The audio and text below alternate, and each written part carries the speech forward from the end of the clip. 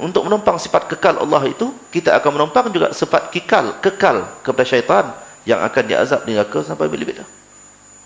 Baik. Maka dengan itu kita dapat tahu bahawasanya cakrawala ini mengajar kita untuk memahami bagaimanakah Allah itu.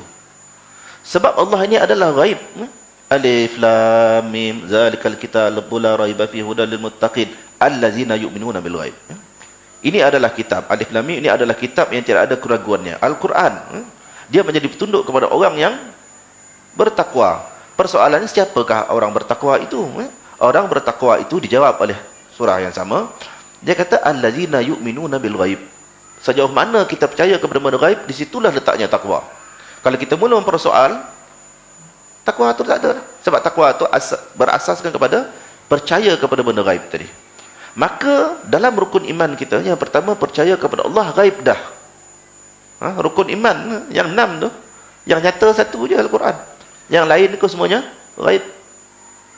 Bila kita percaya kepada ghaib, makna seperti yang disebutkan tadi, 80% Islam ni berasas kepada falak. Sekarang kita lihat 80%, lebih kepada 80% Islam itu berasas kepada ghaib.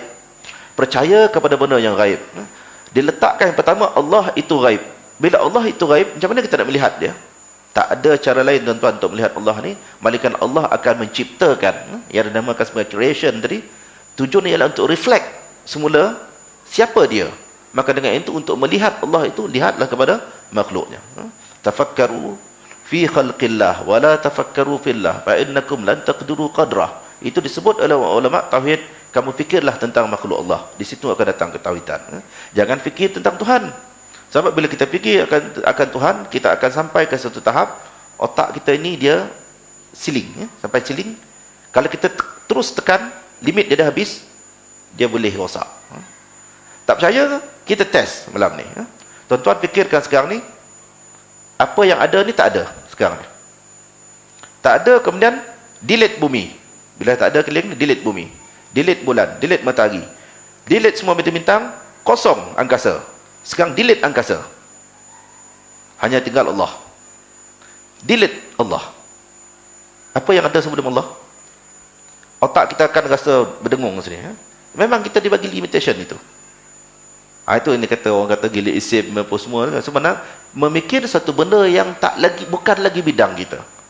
Kalau saya mengaji di pondok dulu, Tok Guru kata nak tahu tauhid kita betul tak betul, akidah kita ni tepat tak tepat, bila ditanya kepada kita bagaimana Allah itu, jawapan dia tak tahu. Dah tauhid dah tu. Tapi kalau tanya dia macam mana Allah tu, dia boleh cerita. Oh, Allah tu. Sebenarnya Allah ini dia boleh cerita satu persatu. Boleh cerita tentang sifat Allah tu sampai dia nampak Allah, dia cerita kepada kita. Akidah dia tak sampai. Sebab dia mula menggambarkan sesuatu yang syurga itu sendiri, mala ainun ra'at wala uzunun sami'at wala khatara fi qalbi bashar. Syurga itu ciptaan Allah. Dia satu benda tak sampai pada pemikiran kita, tak pernah dilihat mata, tak pernah didengar. Apatah lagi Allah. Maka Allah ni tak boleh dizahirkan kepada kita kecuali melalui satu tapisan. Sebutkan makhluk, diletakkan makhluk, lihat ini. Maka apa yang kita lihat tu adalah satu percikan, faid dinamakan dalam akidah. Percikan saja. Maka bila kita lihat, inilah rupa. Sekarang cuba tinggikan, kita besarkan lagi sampai ke tahap kita tahu bahawasanya Allah mempunyai sifat yang begitu tulen itu tadi. Itu pertama, bagaimana kita berinteraksi dengan cakrawala tapi disebutkan yang ditanyakan oleh Ustaz Syafi'i. Akidah. Saya tak sebutlah tentang syariah itu sebab saudara-saudara dah apa ni. Sekarang kita lihat akhlak. Akhlak. Bagaimana sebenarnya alam semesta ini mendidik kita berakhlak?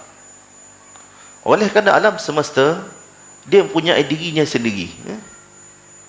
Diwujudkan dalam keadaan unik, diwujudkan dalam keadaan kita tak boleh nak fikir bagaimana dia bergerak.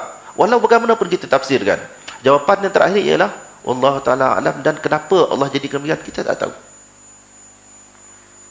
Dijadikan bumi ini bergerak dengan kelajuan lebih daripada 300 km per jam pergerakan itu. Saya kira pusingan bumi ini kalau di break, lerai habis, berterabur.